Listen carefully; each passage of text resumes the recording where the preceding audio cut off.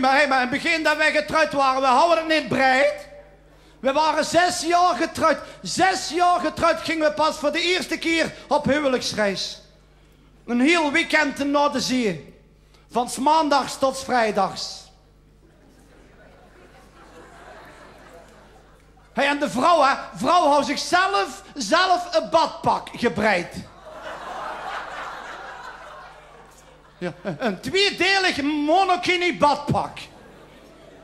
Gebreid in kruisjes steken. Dat zat als gegoten, hè. Via dat ze het water in ging.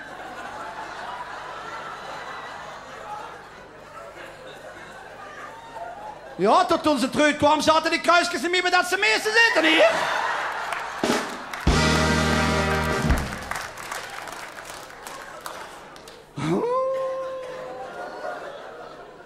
Nee, lui, en het was zo fijn weer, hè. Was ik toch zeker niet mijn zwembroek vergeten? Jongen, zei de vrouw, is niet erg. Ik zal wel zorgen dat ze een zwembroek kreeg. Enfin, de vrouw 2 zeverlepjes van die slabbertjes gepakt. Die van onderaan genaaid. Ik dat aangedaan. Bezien met die touwtjes vastgebonden. En ik hier dat strand paraderen. Ja, ik was juist een chickendeler, hè.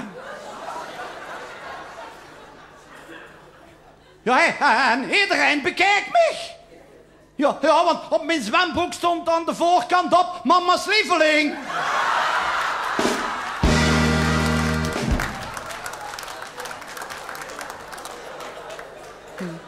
En aan de achterkant stond erop, eet smakelijk.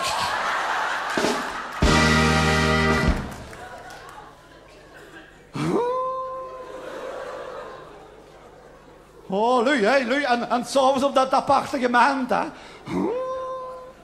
Kijk, de beste op huwelijksreis, hè. Waren wij zo bezig met horizontale vreugde.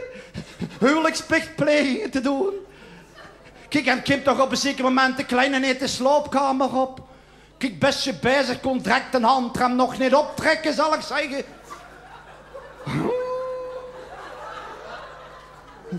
Die kleine ziet is zo bezig, hij zegt met papa en mama, wat zijt jij aan het doen? Kijk, en om dan op een pedagogische, verstaanbare manier dat uit te leggen. Ik zeg, papa en mama spelen autootje en garage. Ik zeg, papa rijdt bij mama de auto in de garage. Die kleine leden zag er dat beduur. Die bekeek dat. Die zei, papa, geef gas. Achterste wielen moeten ook in de garage.